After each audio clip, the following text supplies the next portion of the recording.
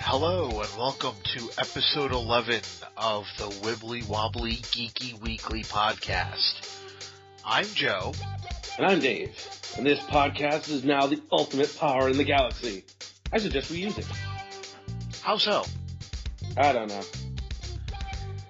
So, what's up? Not much. I'm still trying to figure out what we're going to do with ultimate power. Are we going to let it come? Huh? Ultimate responsibility? Well, we could do that, or we could do the other one where it's ultimate power corrupts absolutely. Yeah. So you're talking about being Pope? Yes. So what's up? I'm more. Not much. Had a nice week so far. This past weekend, me and the guys who went to New Haven to see Young Frankenstein. Nice. We were. I was going to ask if you were singing along with it. Yes, I was. So, just very quickly. Time's up. Yeah. Has there been a third season of Sherlock yet? Well, funny you should ask. That's actually part of my news later. Oh, okay. I was just curious. But, yeah, no. I apologize, by the way, if I'm a little light on news. Because he didn't do his homework, ladies and gentlemen. No, it's because I just found work. There's been a lot of other crap going on, so I've been extremely busy. I do have a few news stories, thank God. That's no excuse. So, one of them I am upset about, but at the same time, I'm okay with because there will be an ending, so. Spoilers. Yeah, really. Jeez. You haven't even gotten to the show yet. This is the show. Oh, yeah. This is the entire show. We're all done. Time's up. $3 off. And would you like to start us out with movie news, sir? Woohoo, I guess I could do that. Well, it's official. Disney's looking to cash in by making one of their biggest movie hits into a live action. Beauty and the Beast. They're going to be making a live action adaptation of Beauty and the Beast. The studio has hired the screenwriter Danny Boyles to write the script for the movie. And it's supposed to be a darker type of film, Yeah. And they're also looking at Emma Watson to play the lead role. Interesting. Yeah, I know you want to just see it for Emma Watson, don't you? I mean, no. No. What gives you that idea? No, I don't know. I mean, she was offered the part of Cinderella, and she did turn that down. Well, you know what? She's attractive, but she's not Disney princess type. She's attractive, but she's no Hermione. Ugh. Sorry. No, shoot yourself for that. I think she actually could be Disney princess. Actually, well, I think she could pull it off. She's got a better range, than Snow White. What's her name from Snow White and the Huntsman? She can actually smile.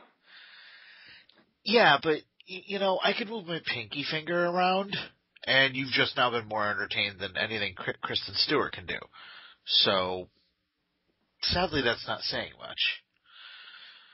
I wish there was more to it, but really, no, really not. So, my next little piece of news is there is a new, albeit brief, there is a new Star Trek trailer out. It's only about 1:17. Huh? Yes, I have seen this.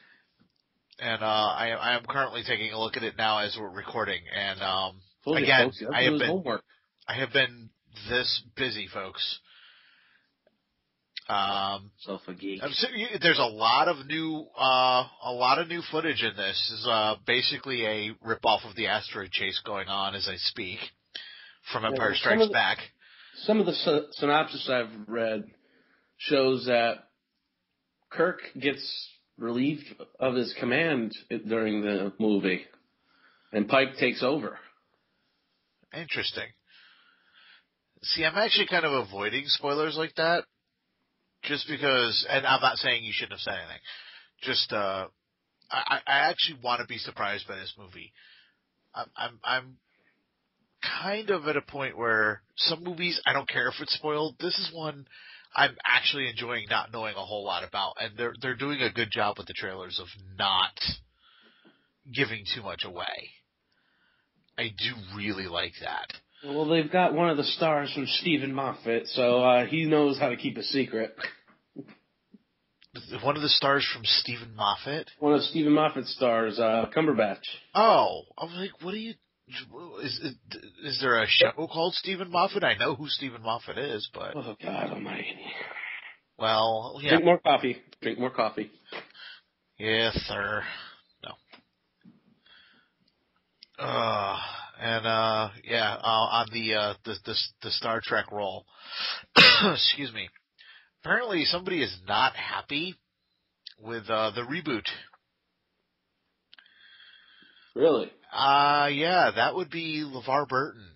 Yeah, I heard about that. Geordie LaForge. Yeah, basically he's calling bullshit on the whole thing. Why? Because basically from what I'm reading, it's coming off as I guess JJ is kind of creating a new version of the universe. That was the whole point. Right. But so the other movies are in canon. Right. I think LeVar is missing that point. And I really like LeVar, but I think what he's taking away from it is that he believes everything else has been erased and it's now Enterprise and then what Abrams has done and nothing else. I think he feels that everything else has been kind of wiped out of existence. Oh, it'll just be different. He needs to he needs to go to Reading Rainbow and read up on time travel books. Yeah. But I think and also he's kind of feeling that I think he feels it's been a little dumbed down to reach a more mass audience. It could be worse. I hate to say it, as much as I enjoyed the first movie, it kind of was, and I'm gonna catch a lot of heat from that from people I know, because I really, really enjoy the movie. But he does kind of have a point. I don't know what you think on that, but well, I was saying it could be worse. It could be Transformers. This is true. Could be Michael Bay directing it. This is true. Well, since you're on the subject of Star Trek, I guess that could be my next story. Talking about the next Star Trek, the one after Into Darkness, might be targeted at a 50th anniversary of the franchise. Talking about over the weekends, they had introduced the new footage, which you just watched and talked about. And there's been a 4-year gap since since the release of Star Trek and Star Trek Into Darkness. But they would like to get the next one out, by 2016, the anniversary. That would be nice. I would like to have a 50th anniversary, because the 40th anniversary kind of came and went and was not really celebrated. There wasn't much going on that time. Well, 40. It's 40's middle age. It's when you get that flashy new car and nobody really cares. Yeah, but they were working on the flashy new car at that point. It was called Star Trek 11. Yeah, no, and also it would be really, really cool to have something celebrating Star Trek for its 50th anniversary. So, Do you have any more movie news? I do have Oh, a couple more. So I've got some more too, but okay, it's your turn. it's my turn. Okay, my next one is about the Guardians of the Galaxy movie. Oh yeah, I Uh, heard something about that oh, movie. yeah. I finally discovered that there is a character in that comic that I know, and that's Drax the Destroyer. Um, it was originally reported that Jason Momoa, who played Conan, was going to be playing Drax, excuse me. I think that would have been a really cool choice. Evidently, that's not the way they're going. They are taking former WWE champion Dave Bautista and plugging him into the role. Yeah, well, he's a pretty good actor. I've seen him in a couple. He's been in a couple of things. He was recently in Man with the Iron Fist. Which I sadly still have to say. Although I have talked my fiance into wanting to watch it. Well, he is a bit of a badass in it. He cuts off somebody's arms with a hot sword. Like a knife through butter. But I don't know if you've looked up any pictures of what Drax looks like. No, I haven't. Basically they'll paint him a light green because Drax is green. And yeah, pretty much he is the size of Drax. So, what's the good difference? casting and looks. What's the difference between that and him being gold or bronze colored in Iron Fist? Not much. That's my point. No, actually, again, like you said, we've both seen him do some acting. He's not bad. He is not a great actor by any stretch of the imagination. No, but he's not bad either. He's also not a bad actor, exactly. Because you remember when he was in what's it called? Smallville. Oh yeah. He played one of the escaped Phantoms. Yeah, he also didn't have a lot to say or do in that episode either. But he had a fun part, He was like ripping people's bones out. He was the Predator. No, he was eating people's bones in that. There were at least 3 shots in that where he would come up, grab somebody, and rip their skull and spinal cord out. He was the Predator. Yeah, but Predator didn't eat them. Well, I understand that, but the only thing he wasn't doing other than eating them, the only other thing is he wasn't buffing the skulls and putting them up as a trophy. But I've only got one more story, but you can go next, sir. This is a good one. Is Nightcrawler back? An interview with Heat Radio, the Scottish actor appears to have let it slip that Alan Cumming, who played Nightcrawler in Bryan Singer's X-Men, will be back for Days of Future Past. And again, I'm trying very, very hard to not look forward to this project because I've been so let down by so many of the X-Men movies. But think about it. You've got the original director. You don't have the X-Men 3 director. And they're getting basically all the original cast back. They've even got Halle Berry, from what I understand. Yeah. And I wasn't too keen by myself, on Halle Berry being Storm anyway. Yeah, I can understand that. I don't know. It's just like I said, after X-Men 3 and that horrible Wolverine movie, which I still can't figure out how the hell they got the green light to make another Wolverine movie. I do not know. Like I said, I liked it up until, the very last 20 minutes. You mean with non-Deadpool? Yes. Freaking of, Frank, what do you call it, Deadpool? They just got a new trailer too. We'll talk about that later in the video games. Yeah. Well, I don't know. All I know is that, and I keep seeing stuff for, sorry, I got sidetracked for a second. I had something pop up on my computer I had to get rid of. Actually, I'm sorry, go ahead. You know who would make a great Storm is, Garcella, Balvis, I believe her name is. She's recently been on Franklin and Bash. You know, which I still haven't seen. it's actually a good show, but this woman is Amazon figure, great, great body. You know, she's a little older looking, but I think she could pull off Storm really well. Well, maybe they should give her a shot. I mean, what can we lose at this point? But at least it's not Catwoman. This is the last one I'm going to go with because I know there's a lot of Veronica Mars fans out there, otherwise known as Marshmallows. Never seen it. I've seen bits and pieces of it. It was actually kind of fun. I get it. She's a teenager. She's a detective. She's just she's like regular detectives, just a little more bitchy. Yeah, it's also Kristen Bell. Exactly. You're such a smart ass. Okay. You need a reminder who Kristen Bell is? Fanboys. Yeah, I am. Yeah. So, just because we're the only people in America that actually have seen it in the movie theater, it's not our fault. My news is not so much about the fact that there is a movie going to be made about it.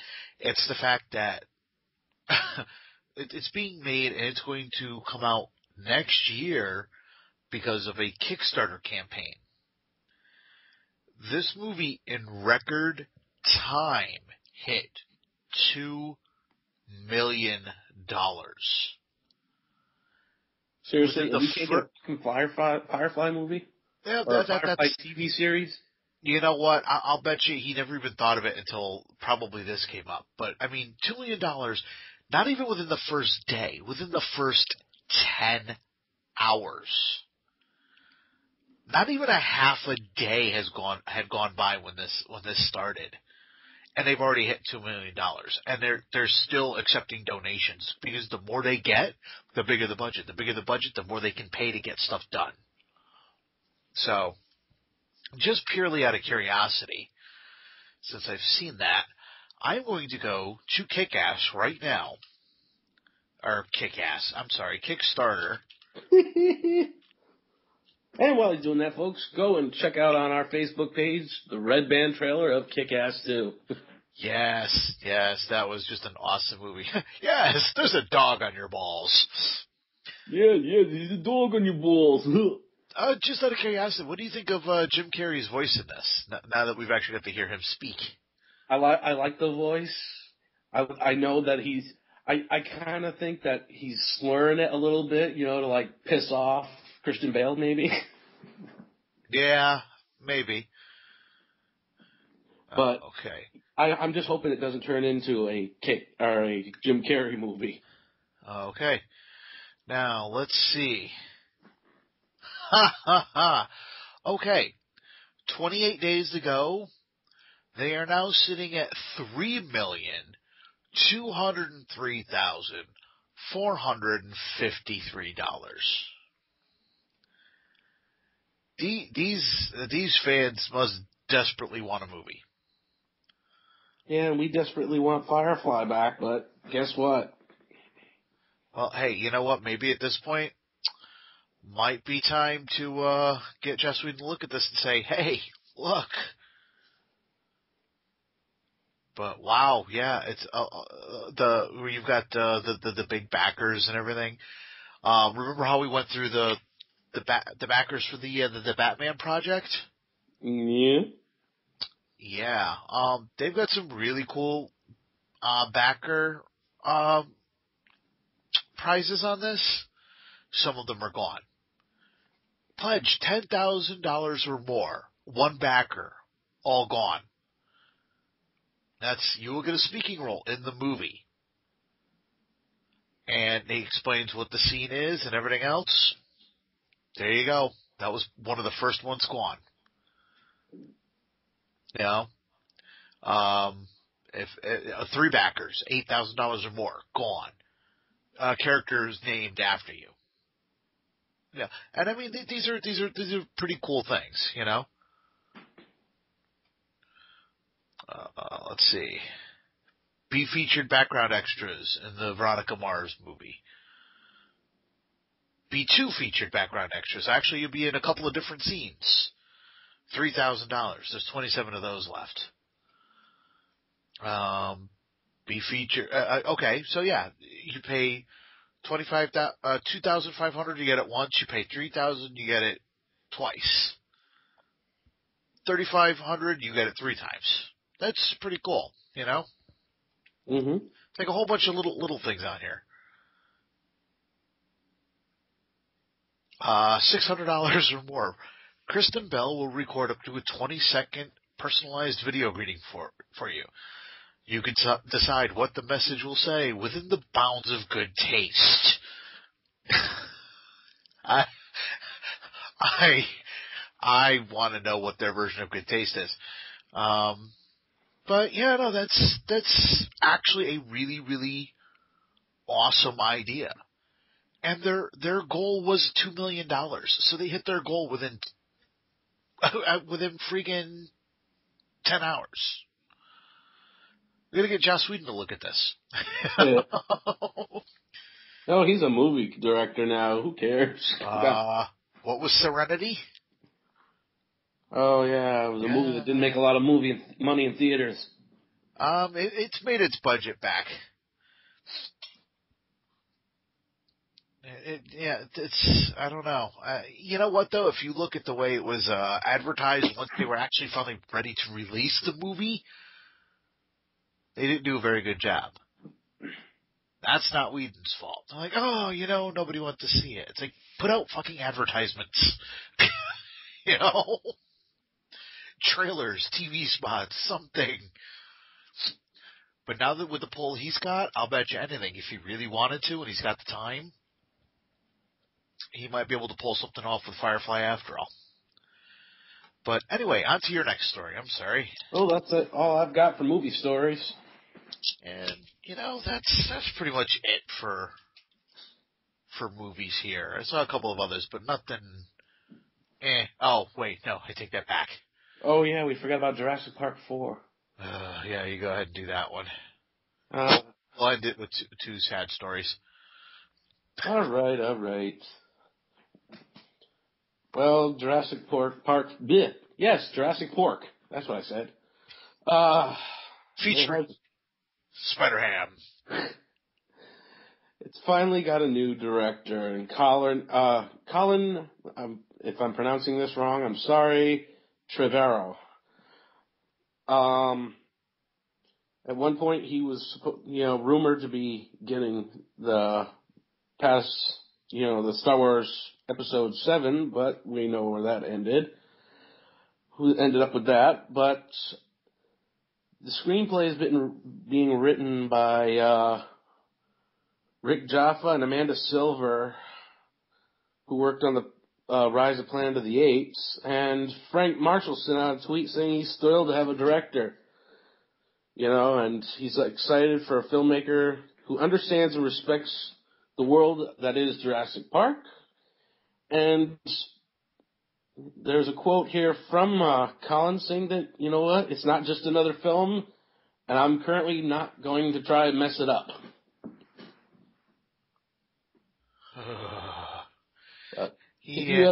If you folks have ever seen what they had for plans for a Jurassic Park 4... Talking dinosaurs in a military unit. And they were dinosaur-human hybrids. It was weird. Ugh. And what's even worse is they have announced Resident Evil Part 6. Dear God, why do you people keep going to these shit movies? I understand that there are really good bad movies. These are not any of them. These are just bad. And I'm sorry, Paul W.S. Anderson cannot direct. He almost makes me want to go watch Uwe Boll movies. Oh my God, I just thought of something pretty cool. Yeah. What if you get Romero to direct a Resident Evil movie? If it's a reboot, I might go watch it. Because the first one I saw, I'm assuming they weren't going for laughs, but I did a lot of that because I thought it was pretty damn funny. Then again, you're talking to a guy who, or I should say people are listening to a guy who originally thought Saw was a black comedy. That's just racist, Sarge. No, somebody actually spoiled the movie for me by asking me why I was laughing during Saw. It's the dark humor in it. So, like, this isn't funny. So what are you talking about? They're like, no, this is a serious horror movie. There's no such thing as a serious horror movie anymore. Shit. So, no, well, the guys from Saw actually genuinely think that they're brilliant filmmakers, and that these movies are full of twists and turns that nobody can see coming, except everybody sees them coming because they're not as smart as they think they are. You know, they think that they're the best things in sliced bread. You know, no, they're not. And I'm so glad they don't make them anymore. But anyway, we'll go to TV because I could keep this up for a long time. Yes, we could. You start with the TV news, sir. Well, we could start off. We're going to start off with a little bit of sad news. Caroline Skinner, the executive producer of Doctor Who, is stepping down. Oh.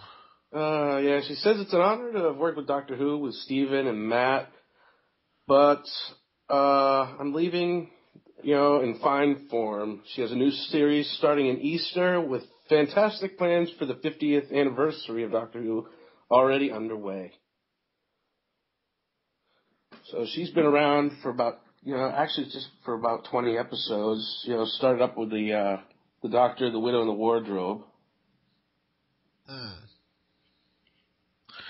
Or just before that. I don't remember, to be honest with you. I just, for them die-hard Who fans. Yeah. No, I wasn't paying too much attention to that, so, Me, on the other hand, my sad news. But, yeah, no, you know what?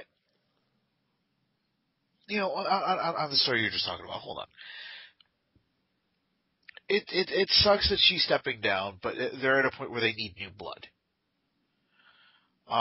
When they're done with this season, I also think that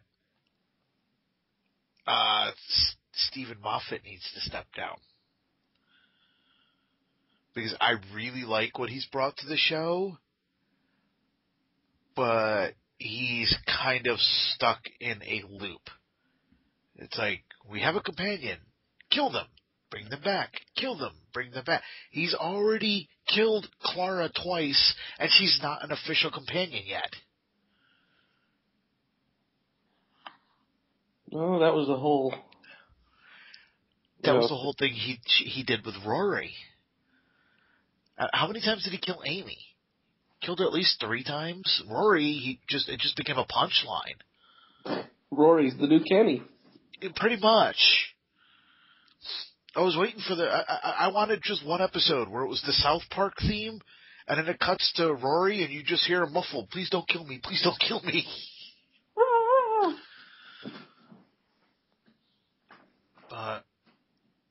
And I really like Moffat, but it's time for him to step down. But I don't know. I think maybe the whole crew needs to be replaced at this point. And yes, that includes Matt Smith. 1, maybe 2 more seasons. Might be time to start looking for another Doctor. I don't know how you feel about that. You think he's got a few more seasons in him?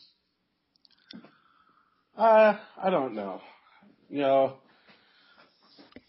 He's gone. He's got maybe at least one more. But from what I'm reading here, though, what's her name? The new companion has already confirmed she'll be around for Series 8. Yep. Yes, Jenna Louise Coleman. But they've already announced a 4-month break on that too. While Matt Smith goes to shoot a Ryan Gosling movie. Yeah, that's another thing that's pissing me off, though, past couple of years, is the split in the seasons. Well, I don't like that in any show, and now the BBC is picking up that bad habit from the Americans. Please stop. But anyway, on to my somewhat sad, but not non-hope, but still hopeful news. The one that you brought to my attention earlier. Star Wars: The Clone Wars is not being moved to Disney XD as originally thought. It is being canceled, which I still think is an absolutely stupid thing. Especially after the massive cliffhanger that season 5 ended on. I don't want to give it away yet because I know there are people who are still catching up on the series, and I don't want to spoil that for them. But at the same time, they're not producing new episodes for the Cartoon Network. They are still producing a new Clone Wars story arc. Same thing. They're still going to be the CGI, same voice actors, everything else. So they're going to finish everything up. We just don't know how. We don't know if it's going to maybe be specials on Cartoon Network or XD, maybe a straight to DVD movie or DVD specials. We don't know what's going on. But also on that tangent, we still don't know what's going on with Star Wars Detours. I don't know if you remember that project at all, Dave. No, I do not. It's by the creators of Robot Chicken, Seth Green and Matt Senrick, where basically they were going to be doing spoofs on all of the favorite Star Wars characters. I did actually show you a trailer for this at one point, and it was just, wow, it was hysterical. But now I think, since Lucasfilm is now part of Disney, they might be having cold feet because it's like, oh, well, now we're making new movies and everything. Why would we want to make fun of them? It's like, really? It's like, come on, don't do that now. Let this show come out, because just the trailer that I saw had me in tears.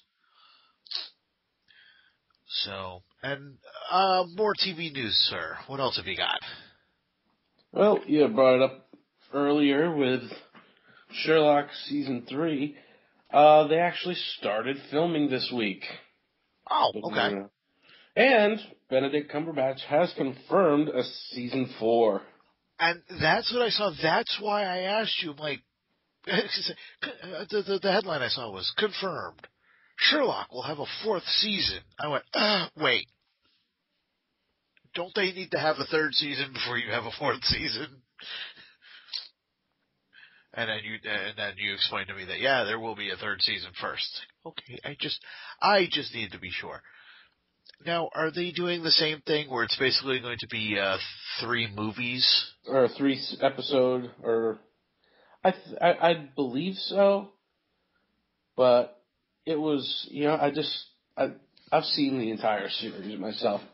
They've even redone at least one of the major stories. Yes, Hounds of the Baskerville. And I think they did an awesome job with it. Moriarty was awesome. I like it. I know I'm going to get crucified for this. Not in my top 10. It's a thinker show. Don't get me wrong. Think Sheldon, the Doctor, and House all rolled into one. You can't really count House due to the fact that he is based off of Sherlock. So? Well, if that's the case, then you'd have to take Holmes and count him in there as well. Yes. Okay. By that, that's a yes series. Your logic is hurting my head. In other words, pick characters that aren't based off of Sherlock Holmes. Did I hurt you? My brain hurts. Good, because I wish to go on hurting you. Yeah. Yeah. Well, my next story is Starz is getting a new series. You got Spartacus is coming to its final episodes, which I still have to see. I'm pissed off because my family got rid of our stars. Well, I'd be able to get them for you, but you want to welch on the bed. I've already watched an episode of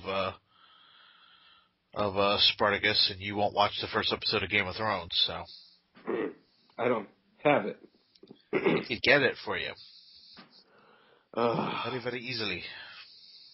Well, Starz is wasting no time and launching another ambitious new series called Da Vinci's Demons. It's a brainchild, it says here, of David Goyer, co-writer of the Dark Knight trilogy. The show takes a look at a young Leonardo da Vinci and the dangerous adventures he embarks on as he invents devices that... It's basically like Da Vinci meets MacGyver. Really? He invents devices which help him along the way. I'm thinking if he's on adventures and he makes devices, it's MacGyver. Huh.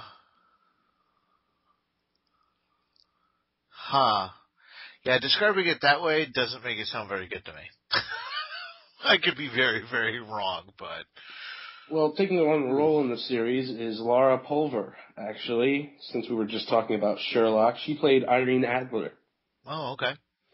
And I loved her in that series. She was the only person in the series that confused the hell out of Sherlock just by showing up to meet him completely stark naked. He looks at her and he can't read her at all. Yep.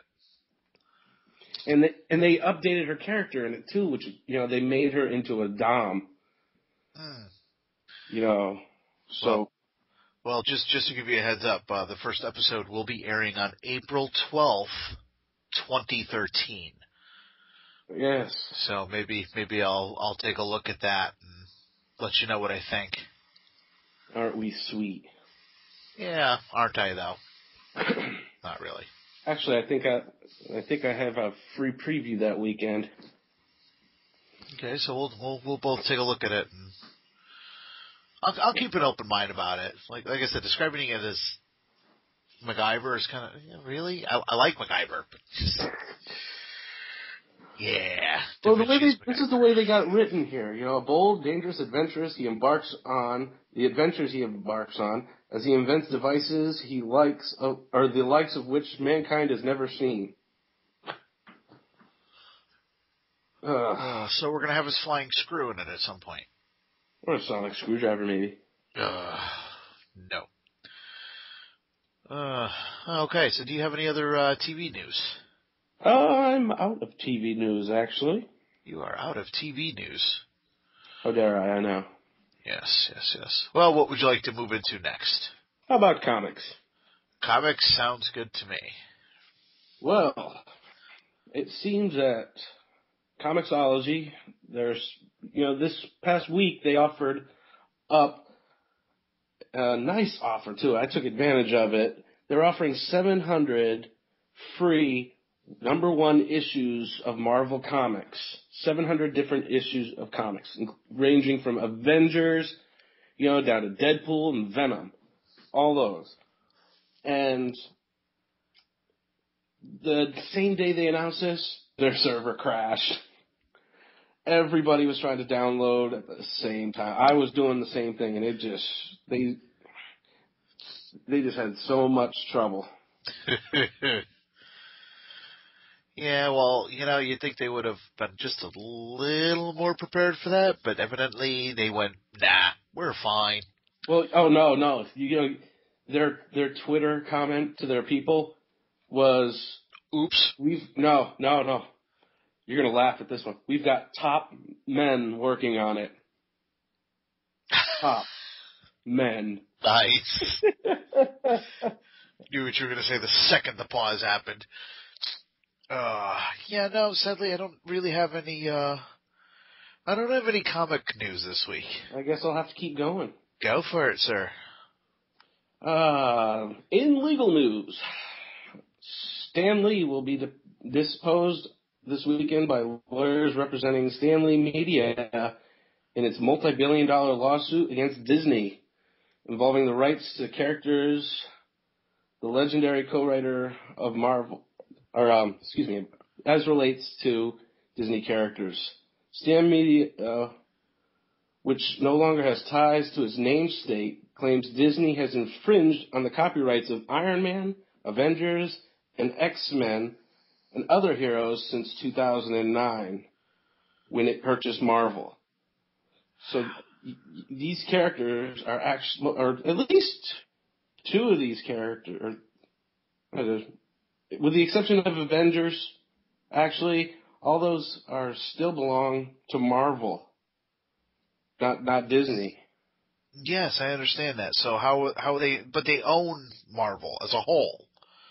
So what's the problem? I think they're talking about the movie characters, because none of those characters, with the exception of Avengers, those are the only, with the movies, they've only done Avengers. Right.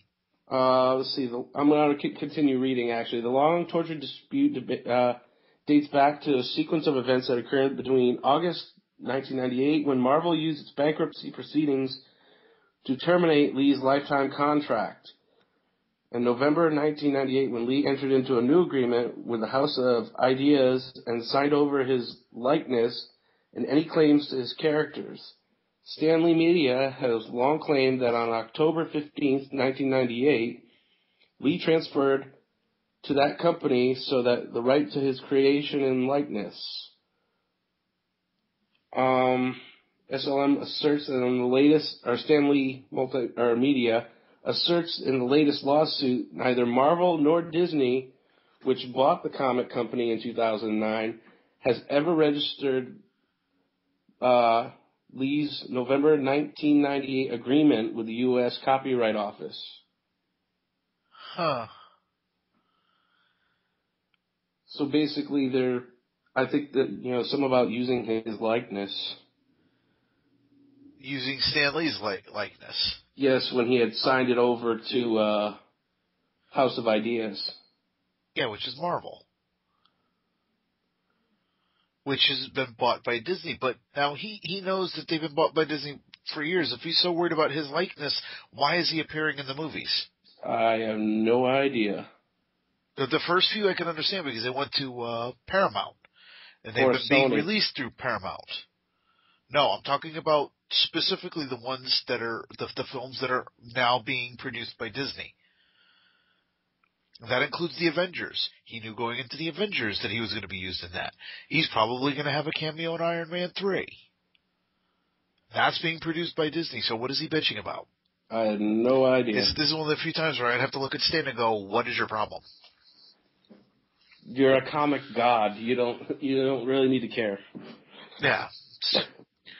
I understand that he believes that he's protecting these characters, and I understand that. Look at his reaction to issue 700 of Spider-Man. If I had a shredder, I'd have done the same thing, except I wouldn't have bought it.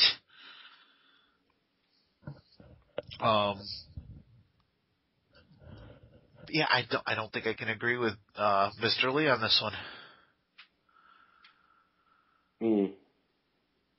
I don't know what your thoughts are, but my thoughts are I don't understand most of what I just saw. All I know is Stan Lee's pissed off at somebody and wants money.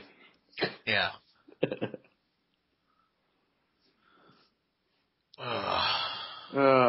I got my final story for my comics news, if you're interested. I do have one story, but go ahead and read yours first, and then I'll go on to mine. Cool beans. Well, as I reported last week, Damian Wayne, the last Robin, Bruce Wayne's son, was killed in Batman Incorporated. Well, his body isn't even cold yet, and they're already looking for a new Robin. Not only that, a female Robin at that. They had one of those, but they're no yes. longer allowed to mention her name anymore. Yes, I know. Fucking idiots. This one is actually the writer is, he's not denying or doing anything. He's not. But they're looking at a character named, I just had her name here.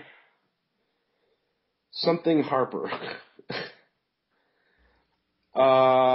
I don't have the story, so I can't help you. Sorry. Alright, crap. I had it. What side are you on? Actually, I found it on. Oh well, I'll continue going on. Well, I've looked up the character itself. She's basically, kind of a street kid who's good at fixing things. She showed up in the new issues of, Batman. And I guess, and they had a cover actually for an upcoming issue, which is kind of like a throwback to The Dark Knight Returns. Huh. With Batman and the lightning, which is why everybody's thinking that this girl is going to be the new Robin. But nobody's confirming or denying anything. So right now it's just a rumor. Her name is Harper Row. Harper Row? Okay. Is the character's name. How is Row spelled? R-O-W? R-O-W, yes it is. Let's see. Harper Row, Batman Wiki. Yep. She looks like a little punk girl. Yes. She grew up in an abusive family. She developed a talent for fixing things. Her relationship with her father, it says, was abusive. Eventually, she applied her, way of fixing things, got a job as a city electrical engineer. Until she, says later on, she showed up at one of the Wayne Galas, and was introduced to Tim Drake. So, she has skills in electrical engineering, and she's a survivalist, it says here. So, we could be looking at an actual female Robin that won't be, forgotten about. Yeah, I'm pretty sure we will be. I just actually found a picture of her version of the costume, or a possible version of the costume. Interesting. Are you talking about with the cross hammers? No, this is something else. So I'm sure these are just designs that they're throwing out right now. They probably haven't fully settled on one yet. Yeah, but like I said, Damien's not even cold yet, and they're already doing this shit. No. All right. But that's all I got for comics news. Well, my only piece is Superman loses artist over card. Now, if you remember, I actually did that story last week. That the artist left? Yeah, and I think I actually posted that on Facebook. If you actually bother to look at our Facebook page, Joe. Well, Dave, I haven't been able to in the last week. I know, I'm just messing around. I actually post little tidbit stories, not every day or every other day. Yeah, this is the only story I was able to find. Yes. So, took them ahead of the curve. Yeah, pretty much. Well, basically, we'll just go over it for those who don't go to the Facebook page. We had talked about at one point Orson Scott Card writing, being one of the authors of the new Superman anthology series. And this has really, really turned into a firestorm. So the artist Chris Sprouse, who was supposed to work with Card on this, said, "You know what? No, this is just I'm getting whacked in the face with stuff I shouldn't be getting whacked in the face with. This is too much fire coming at me. I'm done." So he's stepped down. They haven't gotten rid of Card over this. Like I said, I used to be a big Orson Scott Card fan. I'm still torn on whether I want to see Ender's Game or not. I'm probably going to, because I really did enjoy the book. But at the same time, somebody who is so against gay rights, not even same-sex marriage, but gay rights in general, is not... I usually try not to take somebody's personal life and put that into their work. I do try to separate that. And this is one of the few times where it's like, it's been really, really difficult for me to do that. So, what do you think of this whole thing? I honestly can't weigh in because I don't read Superman comics or know the author, or any of his work, or the writer or artist. Well, you know what? I would, if nothing else, and I say this to anybody, whether you whether you think ill of the man or whatever, at the very least, read Ender's Game. It is an absolutely brilliant book. Set aside your feelings on Orson Scott's Card's political views. Ignore them. Pretend that they don't exist. At least read that first book and go from there. At least have an idea of the man's work ethic. He's a brilliant author. That's why it's like I said, it's hard for me because I don't agree with his personal views in any way, shape, or form. Matter of fact, I think he's a freaking idiot. But at the same time, I really love his books. So it's like I said, so I do kind of have a problem with him writing Superman. Because Superman, again, is kind of, he helps everybody. He doesn't pick and choose who he's going to help. You know what I mean? Yes. So, I mean, that's really all I've got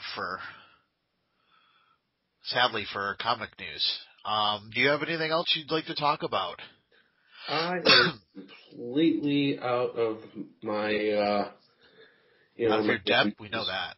Oh, yes. Out of my element, Donnie. Well, then, we'll get into our main discussion, The quote meat. unquote, for the night. You've had the appetizer, folks. Now have the meat. No stupid jokes. Nom, nom, nom, nom, nom. No, we were trying to figure out what to talk about, and we somehow got onto bad movies. Yes. Why don't you tell them about the trailer I showed you? Oh, dear Lord. I actually emailed it to you, I think, too. Yeah, that's kind of what got us into this discussion. What was it? Witches and bitches? It's called Witching and Bitching. Witching and bitching. Now, don't be scared if you go to YouTube and you look this up and you see a woman hovering over a toilet with a hand coming out of it. No, he lies. No, don't just be scared of that. Be very, very scared of that. But really it is just to warn you people, this is a Red Band trailer. This is a not safe for work trailer. This is a Hispanic movie or Spanish movie. And sadly, there are no subtitles at the moment. I just looked at it just to see Jesus with a shotgun. I don't even know how to explain what I saw, and I've watched it 3 times now. And I still don't know what the hell I'm looking at, except for the fact that this is not a good movie. There's no way this is going to be a good movie. But God damn it, I need to see this movie because it looks like it's going to be so entertaining. Hence us going and looking up Rotten Tomatoes. bad movies. We had Rotten Tomatoes. Good bad movies. Yes. They're top 25 movies that are so bad they're unmissable. Well, now see, we looked up the Rotten Tomatoes. I also looked up the Listville. I still have that as well. Yes, I have that too. The top 10. So we're just going to kind of jump around and pick a few that we're interested in seeing. And he knows one of mine that I am interested in seeing. That if I have to duct tape him to a chair, he is eventually going to see it. Now, I've seen enough of it from the Nostalgia Critic. Thank you. No, you haven't. Trust me, you haven't seen any of the good stuff. Ugh. On that note, we'll start with the movie The Room. What movie? Excuse me. What movie was that? The Room. Yeah, never heard of it. Yeah, you're full of shit. This is a movie that nobody can figure out what the hell it's supposed to be. This includes the guy who wrote it. Because he is running around to this day claiming that it was always meant to be a dark comedy. Or a black comedy. This was not a comedy. There are people who were there at the filming. Who, every time he says it's a comedy, I've seen interviews. Tommy Wiseau says, "Oh yes, it's a comedy. It's meant to be funny. Ha ha." This is how the man talks. Ha ha ha. He's very funny. Oh hi. This. Oh dear God. Just for the man, the way that he talks, that alone makes me want to sit and watch this again. But the way to watch this film is like Rocky Horror Picture Show. You make sure you go with friends. And all you're doing is sitting there making fun of this. And it's a masterpiece in horribleness. Dave is frightened. Yeah. Dave is a little girl that we need to put pigtails and a little dress on because he is frightened of a movie.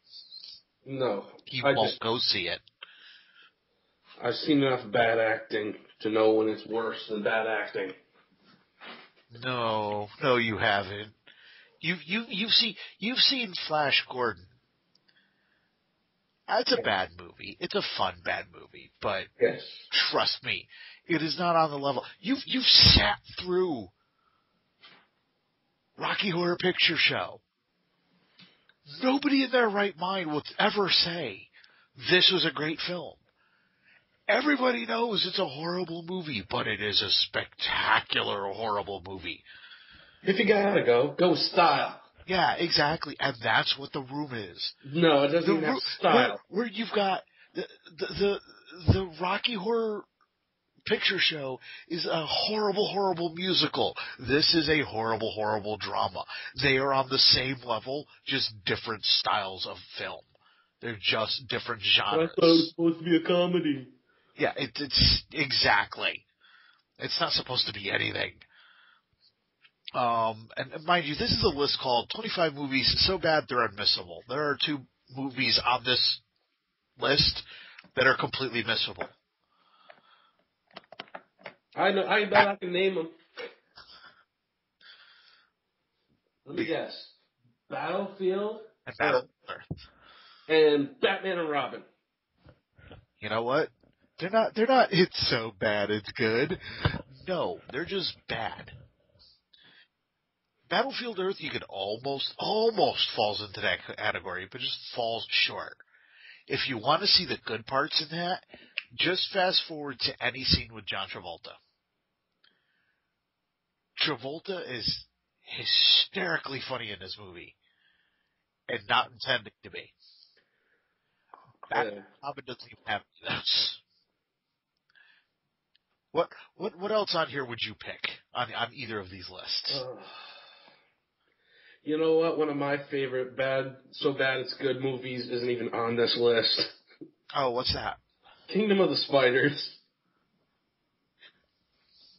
Oh, the William Shatner. Yes.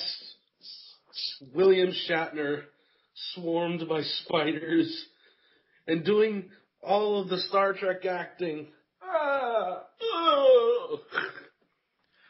Well, you do have one that was lauded for its realism, quote unquote. The giant spider invasion. So spiders are represented.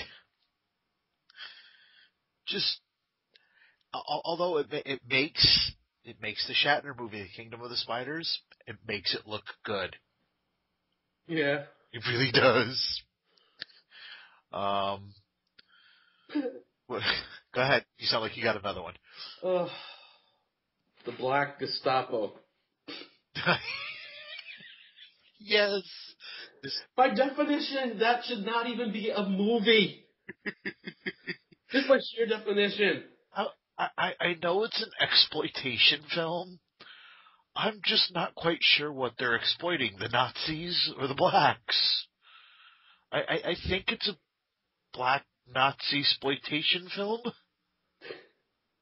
I'm genuinely not sure where to go with this. I don't know. I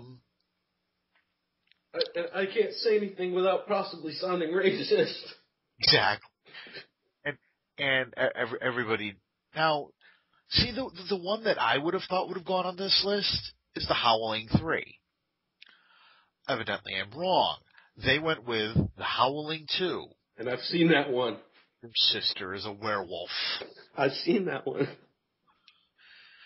I remember seeing the one in Australia, which is number 3. But then again, you have Reb Brown in Howling 2. If Reb Brown is in it, you have to see it. It's just that simple. Oh my God, I just realized there's a trailer for the Black Gestapo. I know we're recording. I am so tempted to watch this trailer. You can wait. Says who? The folks at home. Oh, okay. What about Frankenstein Island? Why have so many people tried to shit on Mary Shelley's work? I'm serious. I mean, it's one thing when you watch Young Frankenstein, because it's not an exact, it's just an extension of the character she created. This is kind of like a fuck you. Yeah. But is it sad that the one I'm going to mention really tears people in half, because there are people who will go into this and say that it is an awesome, awesome movie while the rest of us are looking at them going, what is wrong with you? That movie is Roadhouse. Roadhouse. It is an awful, awful movie. How about it? There's all sorts of kicking in it. That's the thing. It's a horrible film, but it is, again, the fight scenes in it are hysterical. I don't think that's what they were going for. And then I'm going to mention another one, and then I'm going to let you come back in. But I'm just going to say the title, and it'll bring an image to your mind. Oh God!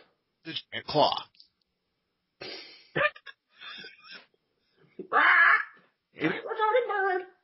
About a mentally retarded pterodactyl flying around New York. I have no idea. And look this up on Google, folks. Look up the picture. Just look at the creature. It looks like a. You remember the vulture from Looney Tunes? It looks more retarded than that. Yes. And mind you, we are not making fun of mentally retarded people for the people out there who are going to go, oh my God. No, this thing was bashed in the head and was given brain damage. Its beak should not be that high into its brain. And You give us a couple of more, sir. These are movies that we are planning on watching at some point. Mommy Dearest. No wire hangers. My God, that was so horrible. Yeah, it was scary at the same time. Oh yeah. But wow, you want to laugh at her, but the way she looks is just like, ah! What the hell did you eat? You have acid thrown on your face? What about Satan's sadists? That's redundant. Next. Okay. Here's another one I do want to see. The Terror of Tiny Town.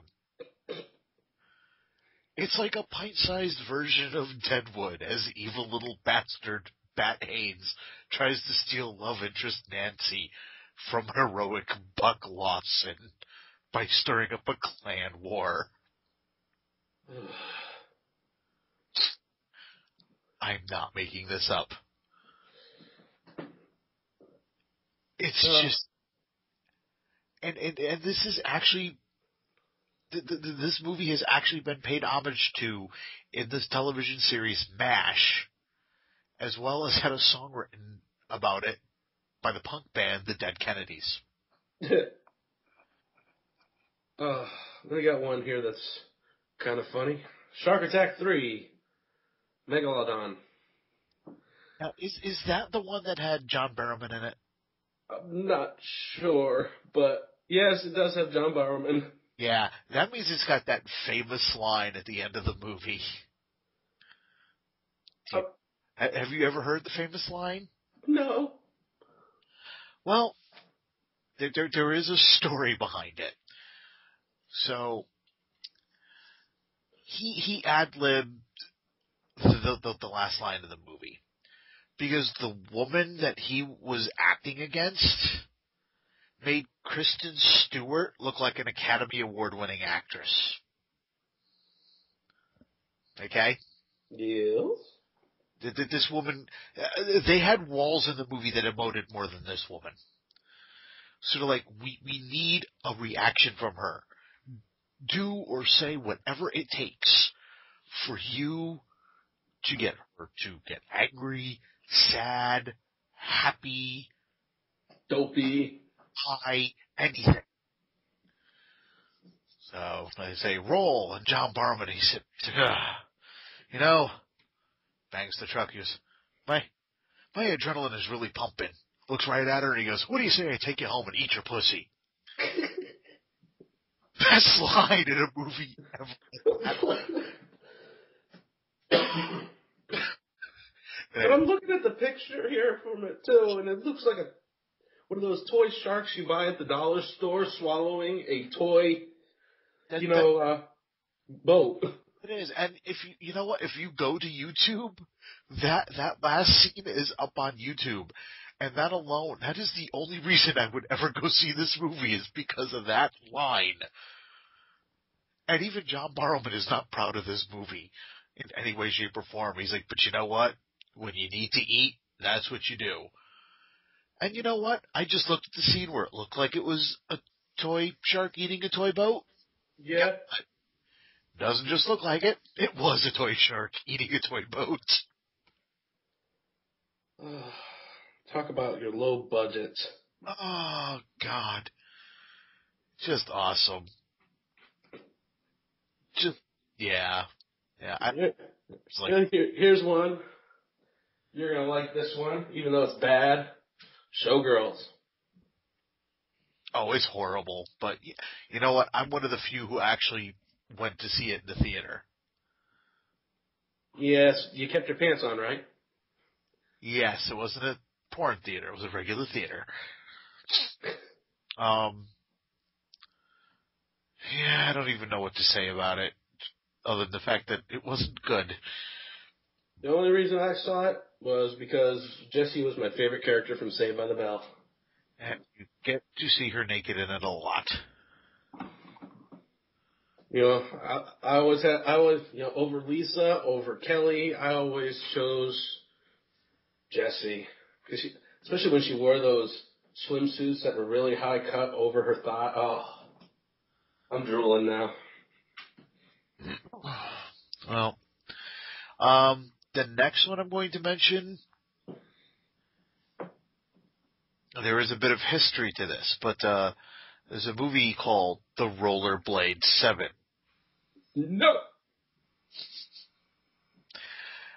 It was produced and directed by Scott Shaw and the late acid casualty Donald G. Jackson.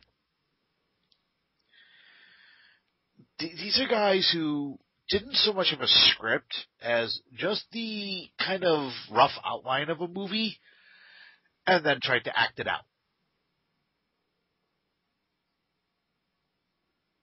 I'll say this again. No script, just a generalized idea of what they're doing. Let's go film what we come up with. Zen filmmaking. Yeah, it makes me want to watch a trauma movie. It looks like a trauma movie. No, trauma movies actually have good plots, probably. They actually have writers. And then here's one on here that is a favorite of Mystery Science Theater and Riff Tracks alike. Manos, the Hands of Fate. The guy looks like Banshee. Everybody's favorite character in it is Torgo. I would try to give you an explanation of this movie, but you can't. The only reason this movie got made, and look, they mentioned it on the site. Okay, the only reason this movie got made is because it was a bet between Harold P. Warren, who was a Texas fertilizer salesman, and Oscar-winning screenwriter Sterling Sylphant. Basically, Harold bet Sterling that he could make a movie, that he could write it, and it would get released, and it would be a great movie. Technically, he wrote it, and it did get released. Notice I'm not mentioning the third part of that. Of course, we got our favorite movie, Plan 9 from Outer Space. Oh, yeah, but if that wasn't on there, I'd have actually been disappointed. Oh, God, it says here it's been crowned the worst movie ever made. And it's still kind of holding there. I mean, it's a toss-up between that and Troll 2. Troll 2 is at least trying to be coherent, though. Yes, but it had Bela Lugosi in it, and you've told us this. Bela Lugosi died in the middle of this, and they got somebody else who was, taller than him to play his part. And I'm going to mention one more, and then I'm going to start winding down here. But one that I have decided I am going to probably watch before I go to bed tonight, and I have just discovered it. Star Crash. Dave hasn't seen the trailer yet, but he heard me laughing like a maniac while I was watching it. I had to kick his ass to try and get him to start the show. I'm telling you, Dave, you need to look up this trailer. Everybody out there needs to look up this trailer, or better yet, just go to YouTube, look up Star Crash, and the year is 1979. If you get a kick out of bad movies, I can tell you right now, you are going to enjoy this. It just, oh God, it looks so horrible. It's great. I'm probably, you know what, I want to watch it tonight, but I may very well wait till tomorrow, just so I can do a double feature. Because there is a Sonny Shiba movie that I want to see as well. You know who Sonny Shiba is? Who that? Very famous kung fu movie star, much like Bruce Lee. He has also been in a kind of Star Wars ripoff. called Message from Space. The one thing interesting about this film is, and I apologize, I cannot remember the name of the actor at the moment, but anybody who saw the Twilight movie knows of the story, the actor and the two children who died during the filming of that movie, during the helicopter sequence. Yes, the actor from that story is in this movie. As far as I know, he's only one of 5 English-speaking actors in the film. The rest are all Japanese. I watched the trailer for it. It is awful. It is absolutely awful. I can't wait to sit down and watch it.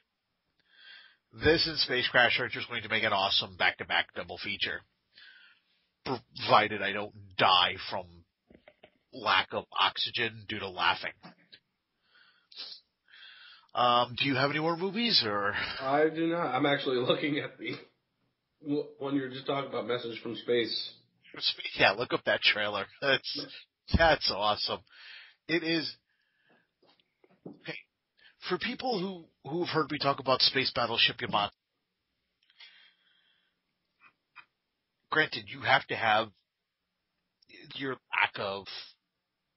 lack of reality, however you put it. Just use your imagination, because they are raising the Battleship Yamato from 1944, I believe, and lifting it out of the ocean and flying it into space. They one-upped it. They took a sailing ship, and I mean with actual sails, and are flying that in outer space. I just like this part, that the Gambus, whose leader is taking orders from his mother, played by a comic actor in drag. Yes. So, hopefully we gave you a few ideas for movies you can go look up, and if you got any of your own, let us know. Yes, please let us know. And Dave, would you like to tell them where they can let us know? They can yell. You can contact us at wobblypod@yahoo.com. You can leave us messages on Facebook or Twitter at wobblypod. And check out the shows, on YouTube. We're on YouTube now. That's, if you can hear this. But you wanted to mention about a slight hiatus? I do. Again, due to the fact that I have, thankfully, just started work, Taking on Trek is going to be we're going to be taking a short leave of absence from that show, probably about a month, not very long at all. But I just have not had time to get the last episode fully edited. I've actually been having a little difficulty getting the sound clips for it, hence the reason it has not been posted. If I don't get the sound clips done by tonight, I'm just going to post what we have tomorrow, because it's been over a week now, and I wanted to apologize to everybody for that. Yes, we're gonna try and get our shit together. That way we can, actually have a smooth run. That's why I wanted to put the show on a hiatus for a month, get everything together, get what we need to do together, or get everything I need to do together, so we can continue that show. In the meantime, Wibbly-Wobbly-Geeky-Weekly will continue on its normal night. So we will continue to record on a Thursday. It will continue to show up on a Friday. As a matter of fact, next week's episode, we will be recording at Jester's Coffee and Comic Shop. So me and Dave will actually be in the same room again. We will have a special guest with us. You don't have to wear pants? Yes. Damn. But on that note, I'm Joe. And I'm Dave. And the power of this podcast is nothing compared to the power of the Force. Huh. Then aren't we? We are nothing. Oh, Jesus. Good.